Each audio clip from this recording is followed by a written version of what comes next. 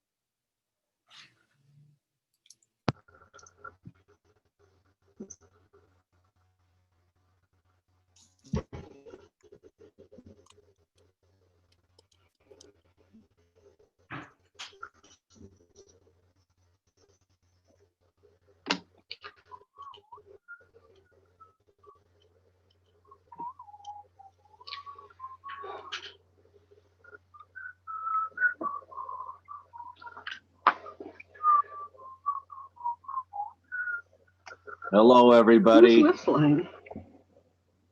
Is Domine's whistling?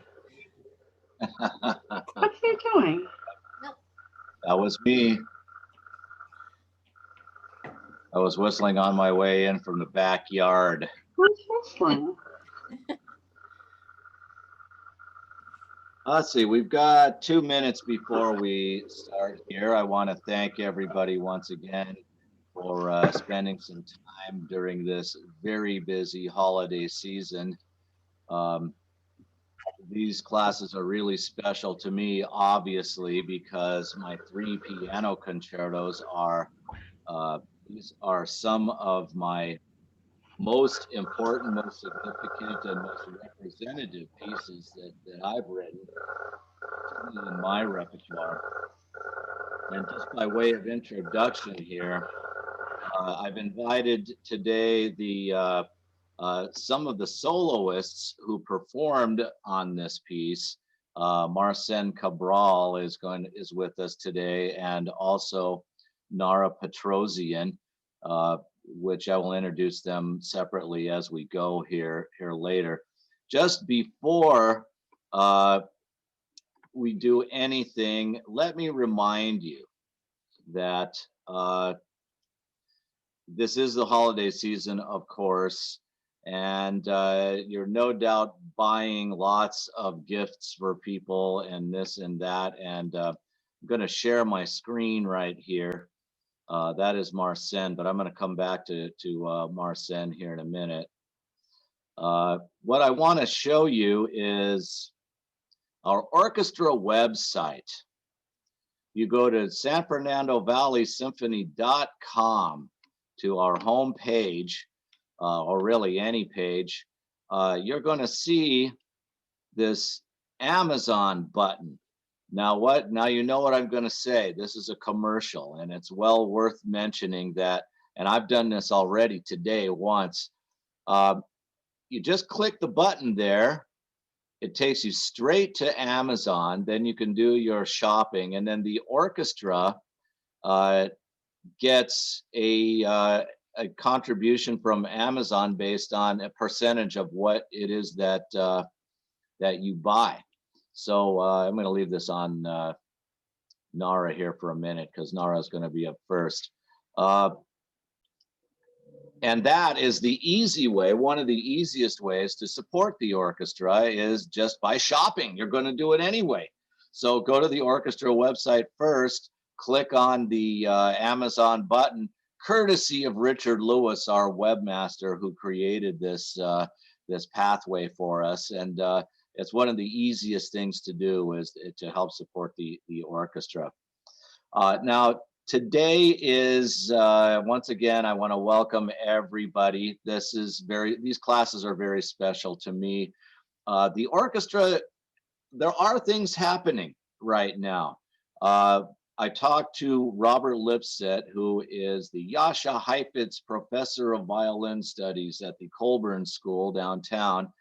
And he informs me that it looks like the clouds are probably going to start parting this summer. They are planning to have the Aspen Music Festival, which, as you know, is one of the big summer music festivals, along with Tanglewood. And he is always involved with that. And they are moving ahead with plans for Aspen. And if that is any indication of what the future may hold, we are optimistic that we probably will be able to start giving concerts again in September of next year. Now, if we can do it before then, we will.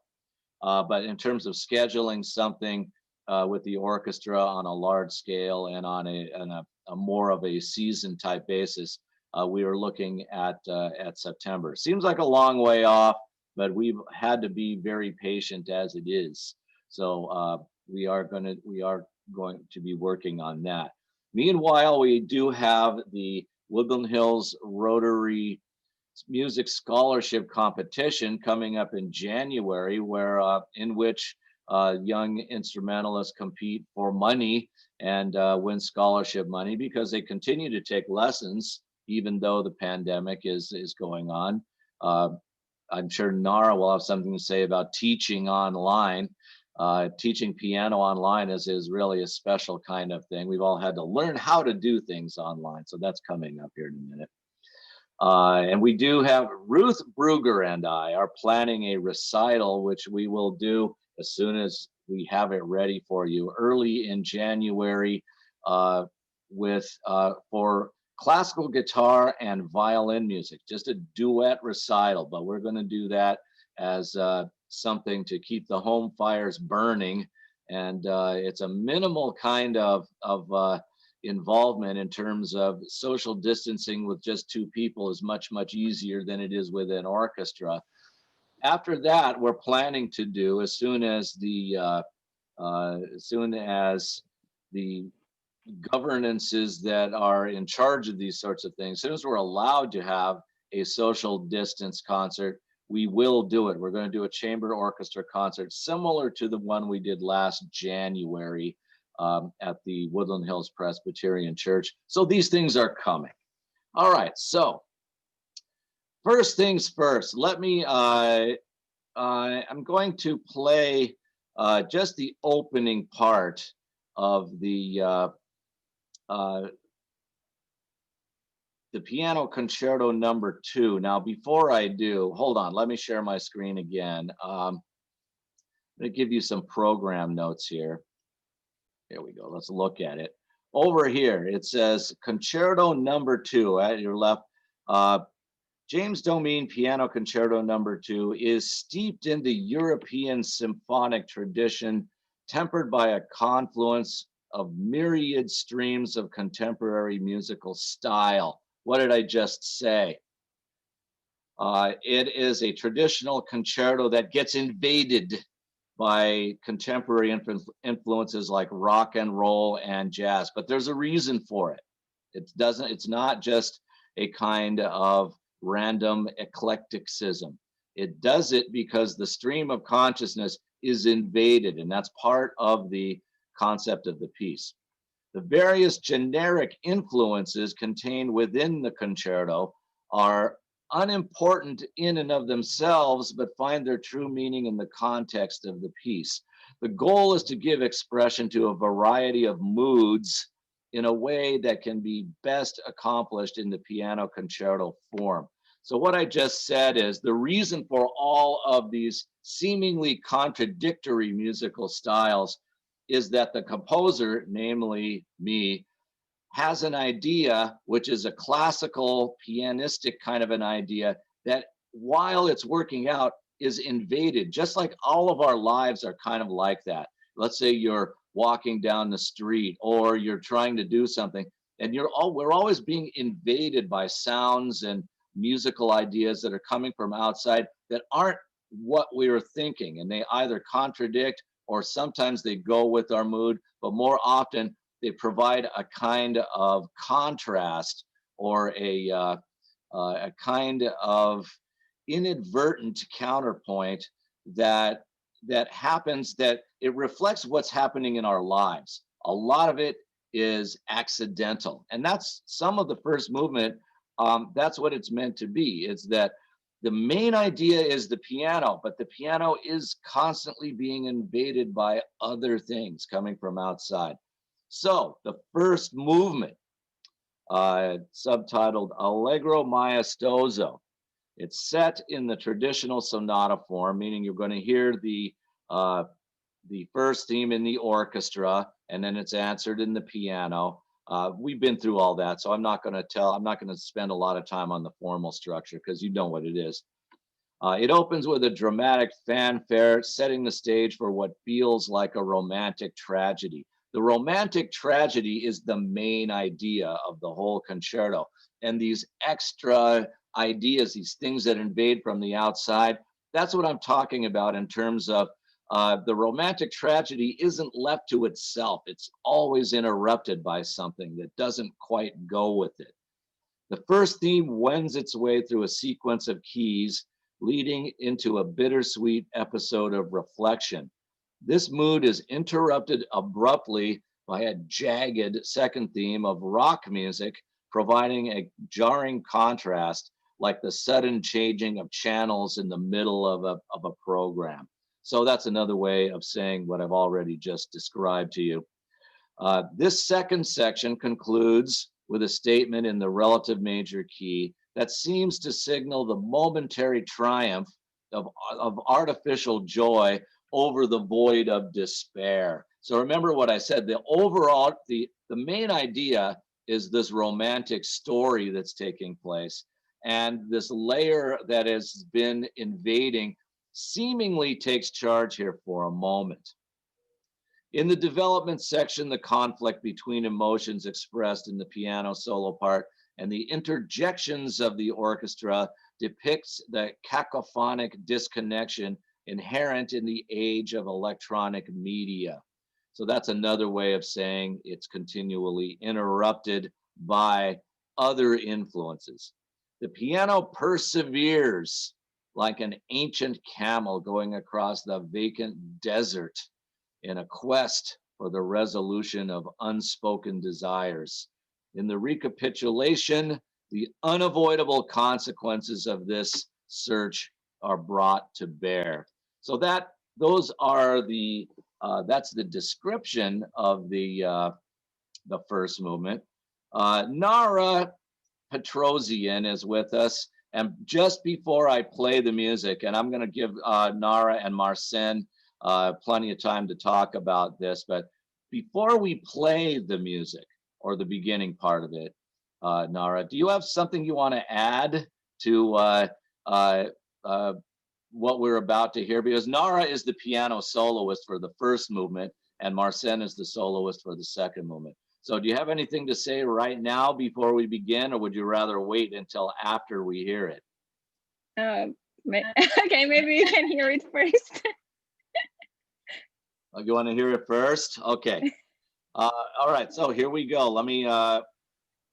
Richard wants to say something, I guess. Oh, yeah, Richard. Okay. Richard, go ahead. I was wondering if we think that Mendelssohn and Brahms and Beethoven would be able to give such a detailed description of what they intended for their music as you have done with yours. I think they probably would after having heard it for a while.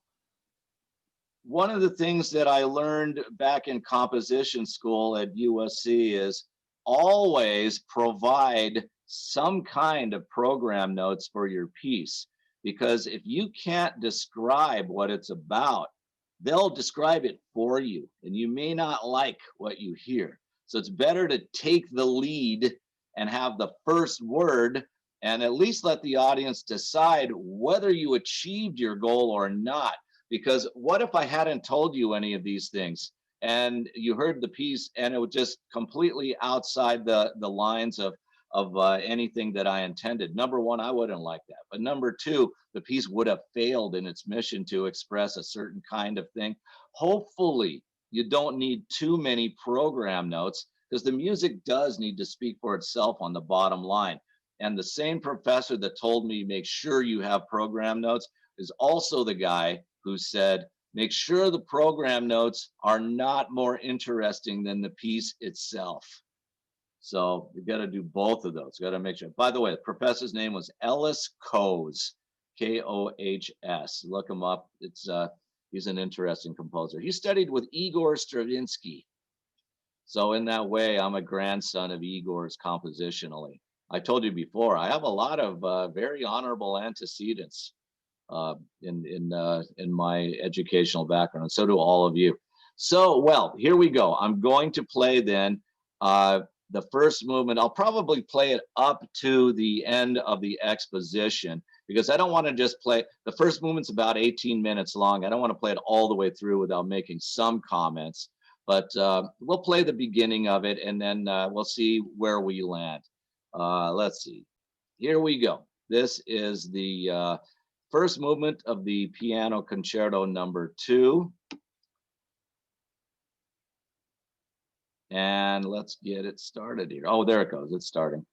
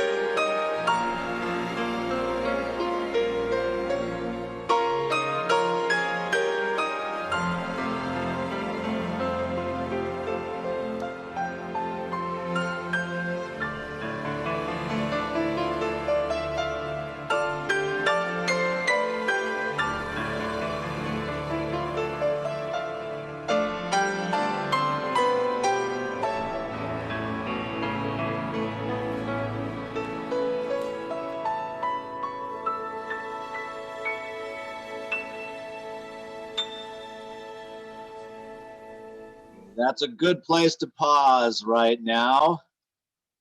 Very nice, Nara. Beautiful playing, really beautiful you. playing. So that goes all the way from the beginning through the end of the exposition. So you have the somewhat I don't know what to say, the very dramatic opening theme, and then the romantic idea, then the rock and roll kind of a thing comes in, and then it fades into its own kind of a reverie that brings us to the end of the exposition, where the development takes over. So, Nara, what do you have? What do you have to say for yourself? It was a wonderful performance. So, Thank you very much. I usually that was an interesting experience, just like watching myself with a group of people, because usually I avoid watching my videos because you always find things like you can improve on. But overall, it was a really nice experience. And about the piece, what I wanted to say, it's probably one of the pieces I enjoyed practicing a lot. It was fun. So every time I would just like start practicing, you just like can't like finish practicing, because it was so fun just like learning the piece, especially because, as you said, like the variety of the styles and moods of the pieces. And it was like the piece is very close to me, like in terms of like at first it has this like tragic like minor key, and then all this like lyrical romantic style music, which I really love, and also like the jazzy and rock and roll parts are really fun. do you find any contradiction in those in trying to make those things go together? Yeah, it was like a little like difficult to try to make it like sound as one whole piece, like with all this like different like styles. But I think at the end, or everything like came like very nicely together. And as a performer, what I was like trying just to bring the best out of the piece as much as I could, because especially it's like it's not as like say popular as Rachmaninoff like Concerto, and then you want like the listeners like who are listening it the first time, they get the best of it. So, and hopefully I was somehow able to accomplish that. No, you said exactly, just so you know, everybody, we did not script this, but you said everything that I wanted her to say. Start with, the idea is not to make these conflicting musical ideas sound the same. In fact, it's the opposite, is to bring them out and make them be their own thing, because the piece itself plays out. And that way, what we do is just interpret each moment as it goes. And I think what Nara said, I'd like to second this. The different styles in the piece, it gives a lot of variety and a lot of texture and contrast. What we want in a piece is interest and contrast, and it really did that. Before we go on here, Nara, I'm going to play the rest of the movement here in a minute. But tell us a little about yourself and your music career, and what you've been doing. I know you've performed with the orchestra a number of times, both as orchestra pianist, like in terms of when there's a part in the orchestra for the piano to play, you've performed that way. And you've also done other solo stuff with us. Some of your students have played with us also. Yeah. So just tell me a little bit about your music. What are you doing besides just well, tell me what you're doing. That's it. That's what I want to hear. I mean, I'm mostly, you know, like focusing on teaching, and especially like more teaching during like this like pandemic like period, on like trying the new experience of Zoom, like online teaching, which was little difficult at the beginning, but then we just like adjust to the like things and try to find the ways to make most of it.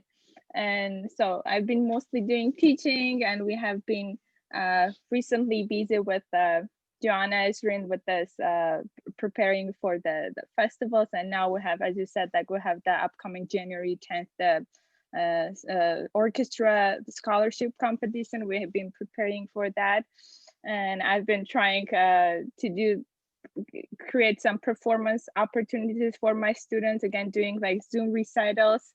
And in terms of like performing, of course, there are not many opportunities, but we have been with one of my friends, I found about this like online program, the Jam Kazam. Like you have been seeing the recording where we can rehearse together in like in lifetime. So there's like no delay of the time. So it's mostly been so far.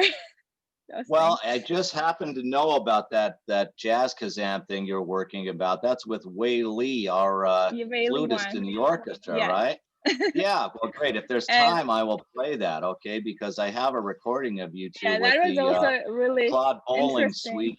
Yeah, the Claude Bowling suite for flute and piano. It was very interesting. You're right, and it's you conquered many of the challenges of this this pandemic age of trying to make music sound together on a computer miles and miles apart. So that was very interesting what you two did. I will find some time within the next few weeks to play that for our class so they can see what you did. Thank you for reminding me. I have the link somewhere. All right, well, let me ask you a specific question. Is it different preparing for a new piece that no one has heard as opposed to repertoire that is very well known? I know you did your master's degree recital at Cal State Northridge, and you studied with Dmitry Rachmaninoff, correct? Yeah. Okay, so yeah, you're studying at the highest level with the most demanding teacher, but that's pretty much repertoire that's known, right? Are there any differences with regard to preparing a piece that no one has ever heard? I know you said something a minute ago about bring something to the audience so that they can hear it for the first time. There are some special challenges in that. What are they for as a pianist? What's different about it? Yeah, of course, like performing something is like, which is like very known, is more like demanding, like you feel responsibility because, you know, like everyone, especially like the music lovers, they know the piece, probably every note, some of them like played it. So it's like more responsibility. But the same, even like with this piece, like sometimes I feel more comfortable when performing a new piece. But on the other hand, I was playing for the you were there. I was like playing the composer restart, like brings like more responsibility for me, like to do the best out of it. I think that's the challenge for me. So, well, you're a terrific artist and you're a wonderful performer. And I do want to second what you said. We are responsible. You said responsible to, you know, if it's a known piece like a Chopin piece or Beethoven sonata, the world knows it. If you play one note, it sticks out. If you play one note wrong, so there's a responsibility. We all have to uphold that worldwide standard. But I also like what you said in a new piece.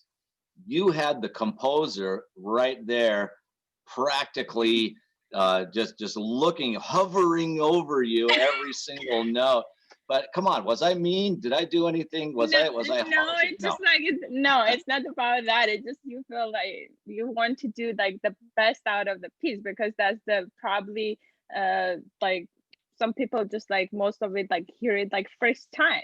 So it's how they're gonna perceive the piece. Usually the first performance, say I heard like a piece by the first time, it's like the first impression you get from the performance. So maybe you will hear and then another like performance it will be like different how perception of the piece, but the first time sort of like sticks to like in your mind. So exactly, you want people to enjoy it.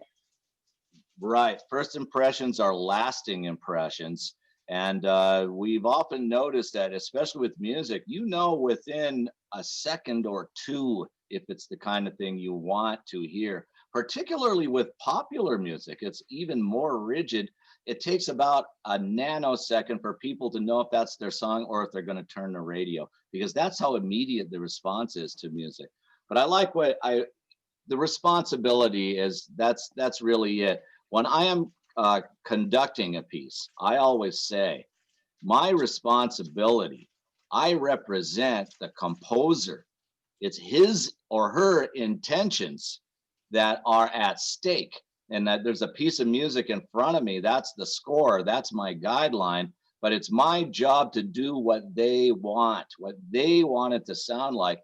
Interpretation has exactly those limitations. Would the composer want to hear that the way that we played it? Is that what was intended? Because the music really is, it's a work of art that has its own life inside of it. And we need to bring it out. That's why it's called conducting, because we're conducting. Like a conductor in electricity is something that carries electrical current. There are good conductors and bad conductors. Good conductors are metals that carry the current directly with very little resistance. And that is what a conductor in an orchestra does. We don't want any resistance between what the composer intended and what the audience hears. So thank you for bringing that all out. I'm coming back to you here in a minute, but let's go back. Let's hear the rest of the first movement now. Nara, you're a wonderful performer, so I'm looking forward to getting after this some more. So here we go. This is, let's continue on now from the development section of the first movement. Here we go.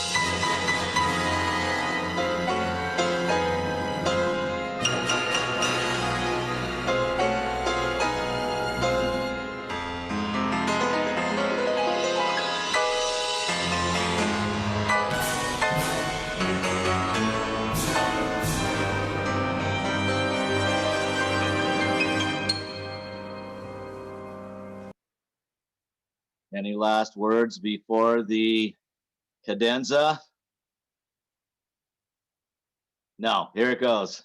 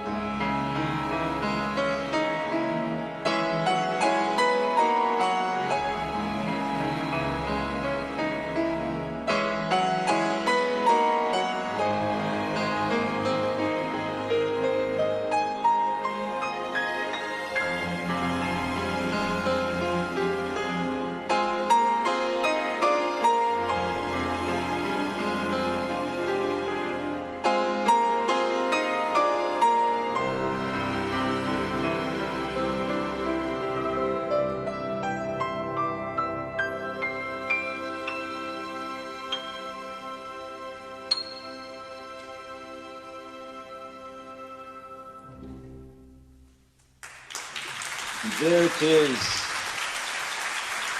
The first movement. You may be wondering, take a bow. Okay, wonderful performance there. You may be wondering, hold on. You may be wondering who the page turner was for that. That was Joanna Ezrin was our page turner for that, and there it is. So that needed to be said. Okay, Nara. So I'm gonna put up here. There's a couple of notes that that we have, just so everybody knows in my class. I'm gonna share the screen here for just a moment. On our website, under the section says about the orchestra, all of our soloists have a little thing there about them in their bio. This is Nara's bio. And if there's any more that you want to hear, she was born in Yerevan, Armenia. It's all written up there on our website, so you can check this all out. There it is. You know where to find it. So, Nara, what do you have to say? First of all, I just wanted to thank you again for the opportunity of playing with an orchestra, and as I said, that was my first performer with an orchestra, performance with an orchestra as a soloist. Really? So oh well, that's really I didn't think I knew that. Well, I feel all the more privileged and honored to have been part of your career in that way. Yeah, that was all right. I have a couple of my dreams come true. So. Oh, wonderful. Well, there's a couple of questions that have come over to me on the chat line here. When did you start playing piano? I was about 10 years old. I started at the local music school in my neighborhood.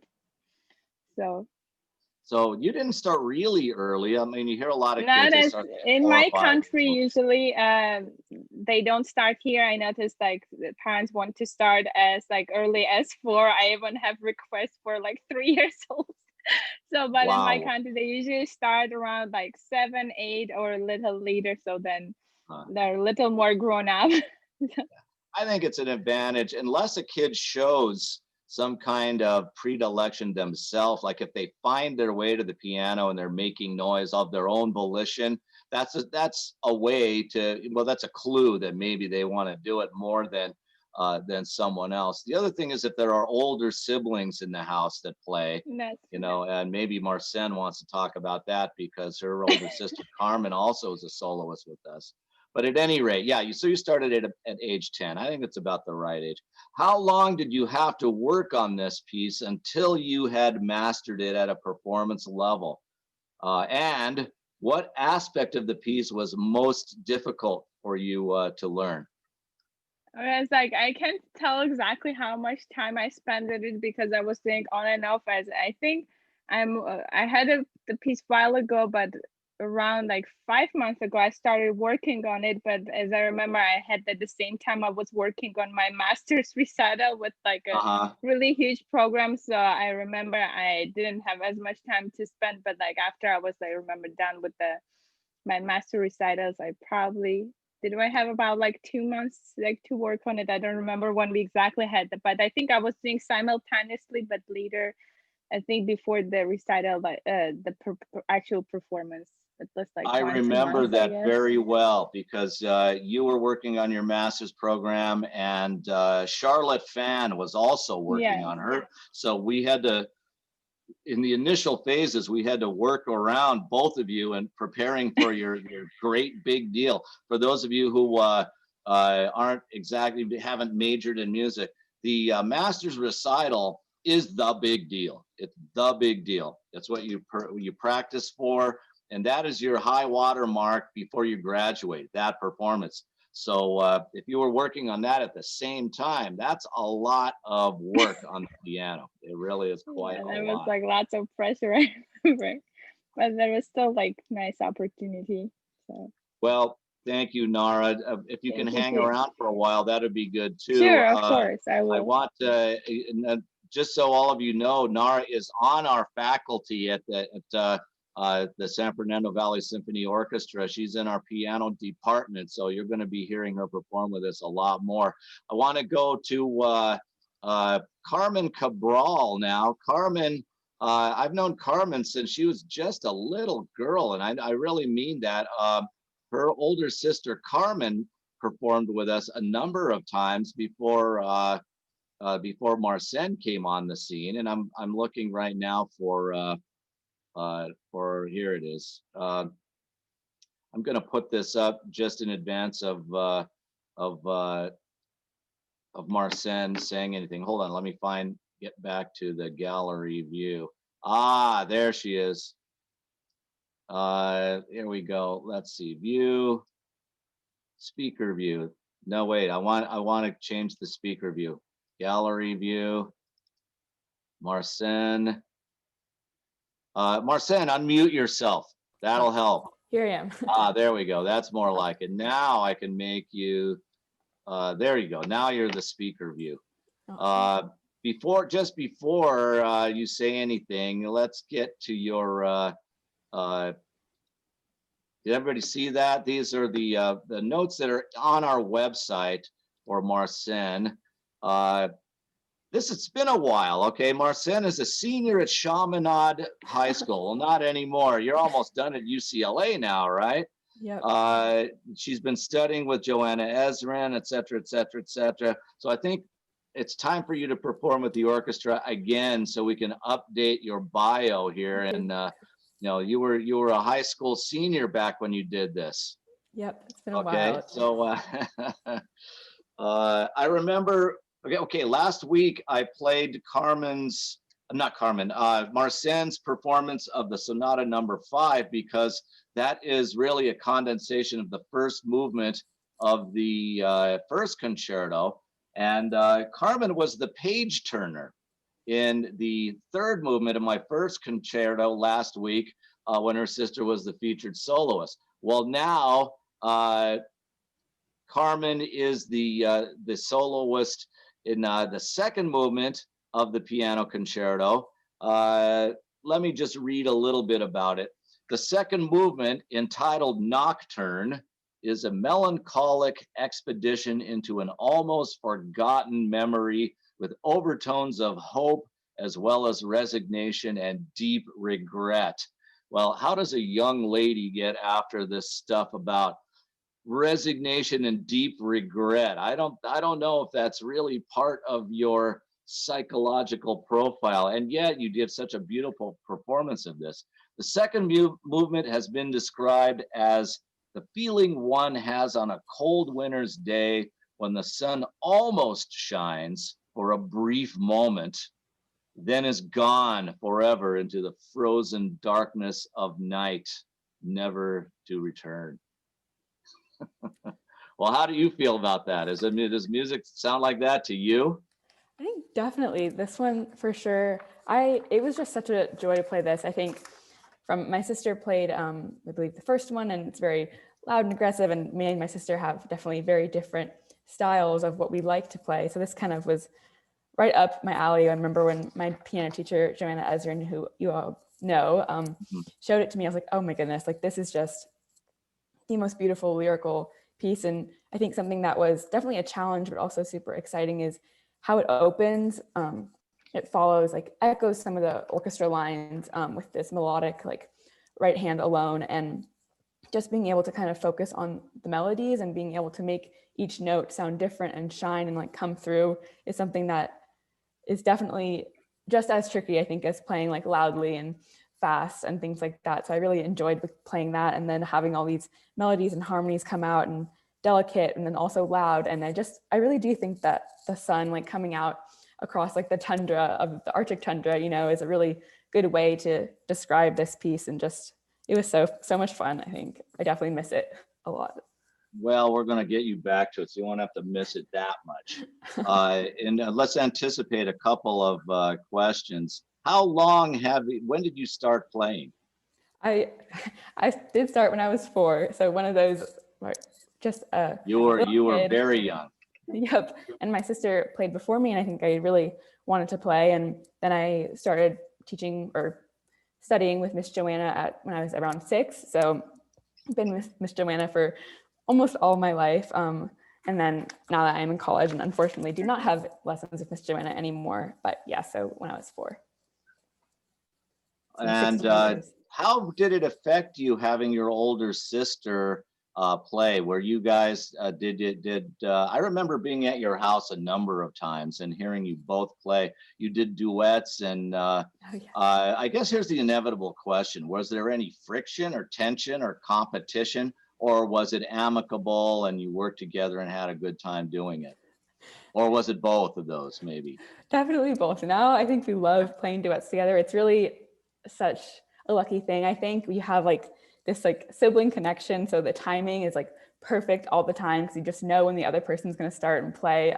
Just so much fun. But when we were younger, though, it was definitely, we had to stop playing duets for a while because I was, I think, 13 and 11, you know, just at that age when you're arguing and butting heads a lot. But now I'm so super lucky that we get to play a lot, and she plays all the time and I do too. So it's really nice. Oh, that's now. wonderful. So did you wear her clothes, and did she get mad at you for that?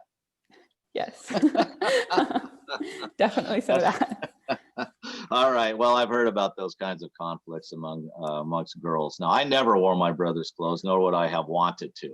So, but then again, boys are a lot different. So, okay, what you said about the second movement, it is a different experience. It gives in all the way. The first movement has a lot of conflict, a jazz and rock and roll, and a kind of an upbeat side to it. The second movement really does, it gives itself entirely to the romantic idea of some kind of melancholy and a feeling of hopefulness, but on the other hand, there's a dark despair. What if? The whole feeling is, what if things don't work out? And we've all experienced things like that in our life. To me, when I'm thinking about this piece, the main theme, just so you hear it,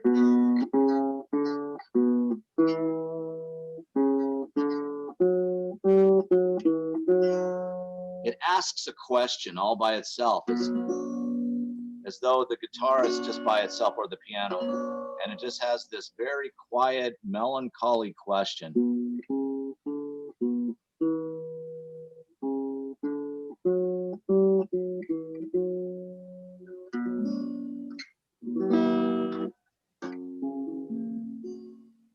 So it's almost never answered. Well, here we go. We're going to play the up until the what seems like a good place to pause, and then we'll talk about the piece a little more. So here we go. This is the second movement of the second concerto, as performed by Marcin Cabral. Here we go.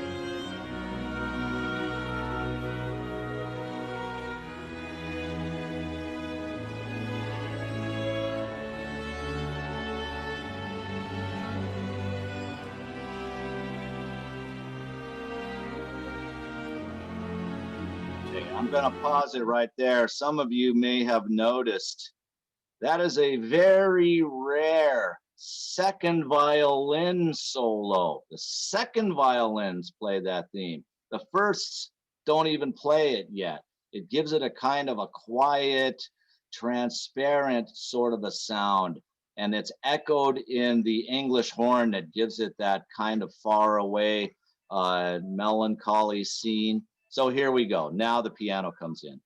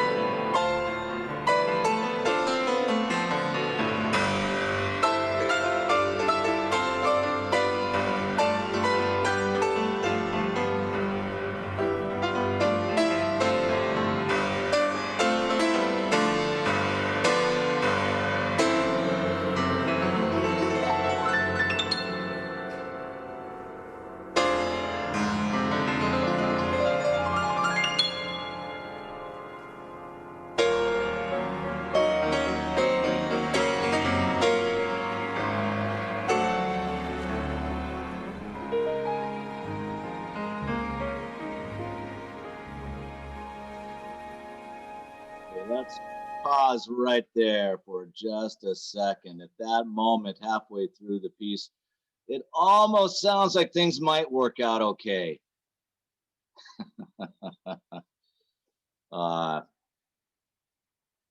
Any questions, any comments? What do I have here for? Oh, I don't have any chats. I thought I was going to answer. So let's just go on here. At this point in the piece, we have a very this is that ray of sunshine that I told you about. It's like at the Arctic tundra at the dead of winter, where for 6 months the sun has not even come out. There's that one ray of sunshine that comes across. That's the flute. So here it is. The flute is coming in and bringing us that ray of sunlight.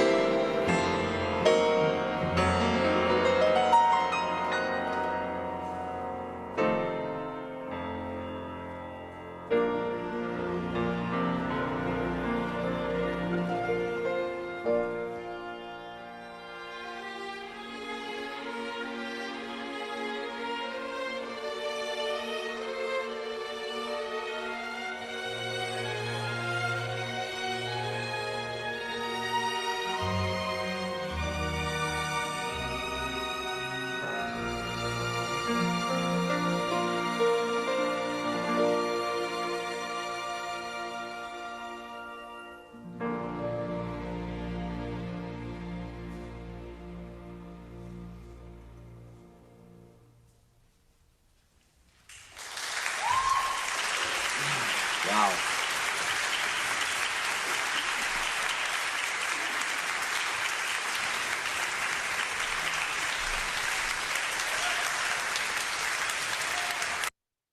I'm speechless. I'm speechless. That's the kind of thing that, yes, I wrote that music, but it's no longer it's like, it's just music now. It's something that, well, I'm speechless. What do you have to say, Carmen? God damn it. I mean, darn it. Marcin. No, no worries. Such a beautiful performance. Such a beautiful performance. It really Thank was. you so much. Really That means was. so much.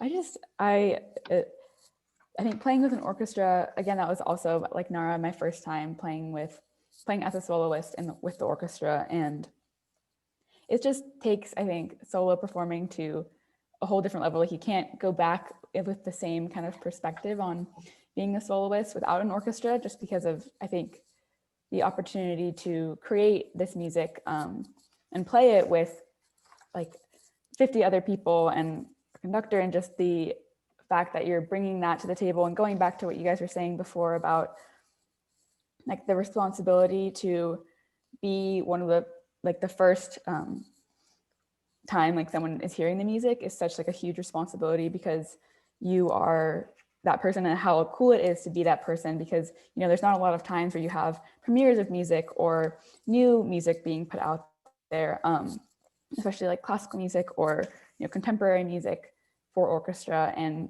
being able to do that is just like such the biggest honor, to kind of be that person playing it like as a soloist for someone the first time. So. Well, it's not just an honor. What you did was something just remarkable. I mean, it's a wonderful performance that you did. I mean, it really does. Forget who wrote it. I mean, you just did a terrific job. Both of you, Nara and Marcin, you both did just a wonderful job. And that movement in particular is so difficult to maintain that intensity, because it really does have, these dark colors, and you just had the right touch. It was like a magic touch that you had, and just terrific, just terrific. Thank you so much. All right. Well, I don't want to get gushy about this. I just have enough time now to play the last movement. This would be the finale. And I guess mercifully enough, our soloist for this movement, Charlotte, is in China, so she's not exactly available. Just about the third movement. The finale is a bright scherzo set in stark contrast to the second movement, and it is very light and delicate of feeling. The impression it gives is one of a warm day outside with gentle breezes playing softly across open fields. The rhythmic energy is at once animated and untamed, giving way finally to unrestrained exuberance, bringing the concerto to a close in a blaze of fiery brilliance. Okay, well, it's good to have program notes. So listen for some fiery brilliance in this thing. This is going to run a minute or two over, because the third movement's about 16 minutes and I've got about 14 left. So hang with us, folks. Here it is, the third movement of the Piano Concerto number 2, as played by Charlotte Fan and our orchestra. Here we go.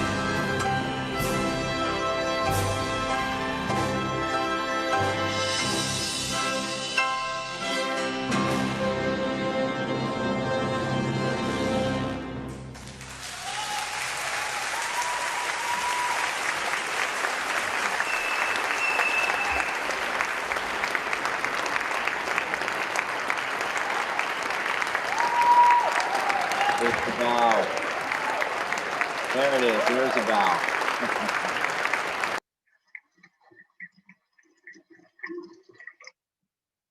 That wears me out.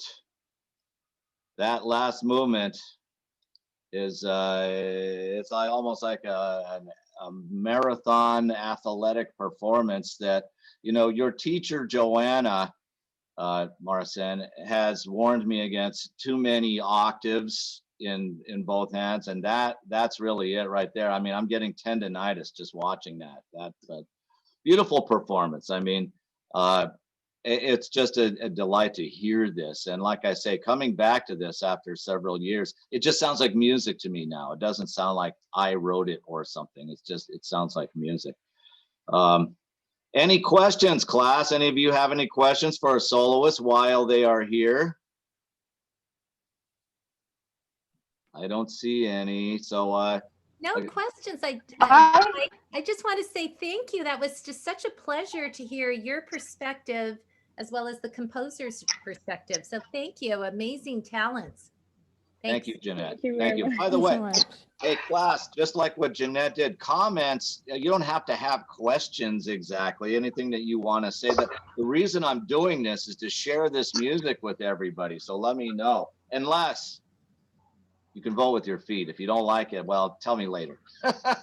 James, James, I have a question that's I would have, not sorry, for, somebody Okay, else. one at a time. Hey, Mary first. Okay, Mary, you're up.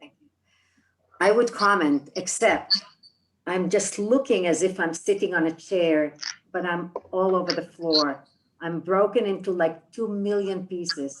Amazing, amazing, beautiful. Thank you. Thank you very much. Thank you very much. That's the desired effect after all. Thank you, Mary. You're a patroness of the arts, and very, very pleased that you were able to make it to the class. Thank you, everybody. Okay, now there was a question. Who had a question? Somebody did. All right, well, I guess not. yeah, I have a question. Okay, Denise. I'm Denise. Yes. Yeah. Well, question is? Yeah, okay, this is what I've been struggling with since I started your classes is that, okay, like I'm an English major and it's like analytical and you write these long essays analyzing the whole novel. It's like you're talking about ideas, but what I guess what I'm trying to come up with is that you're talking more about emotional, in a nutshell, ideas than long analytical intellectual ideas. Is that what? Well, it's analogous in music. Music is the language of emotion. So when we're talking about musical ideas, the musical theme or the motive is what conveys that emotion. So if we're going to break it down like you would in an English, if you're analyzing a novel, you talk about the themes or the plot or the characters. In music, we talk about themes, but it means the melodies, because the melodies are what convey the ideas. And that's what we're talking about. When we break it down, that's what we're talking about. Because it's never just music. It has to be something. It has to tell us something. It's either happy or sad, because if it isn't, it's not really music, because the point of music is to convey some kind of emotion. It really must. That's the job of music, at least in my way of thinking. There are those who think that music can be more abstract. John Cage is the famous guy who said, silence is a kind of zen or a kind of music in that it's never really silent anyway. So he wrote that famous piece called Silence. And you know, they finally got a good recording of that. That's a joke. That's a joke. I couldn't hear you laughing because you're all muted. But what he meant, what John Cage meant, was a different idea. He's taking it from the the modern art ideas of Marcel Duchamp, where if you take a pedestal or a frame, if you put it in a frame and hang it on the wall, it's art. And what Duchamp did is he took a commode, he took a toilet, and he put it on a pedestal, and therefore it's a sculpture. But see, that's conceptual. The idea there, he's playing with you. He's telling you, all right, he's playing with you. So that's a different kind of art. I guess music can function that way too, but these pieces are not. Well, I certainly want to thank our guests, Nara Petrosian and Marcin Cabral. Thank you very much. Thank you You're too for welcome. inviting. Anytime, come back, and well, I'll be talking to you because we'll be working together again soon. I'm looking forward to that very much. Yes, thank you And so much for thank having you us. everybody for coming today. I hear next week, Concerto number 3 in A minor. If you want to listen ahead, it is on YouTube. You can find it on YouTube. The soloist is Joanna Ezrin, so she's coming up next week. All right, thank you everybody. Thank you. Happy listening. Thank you. Bye.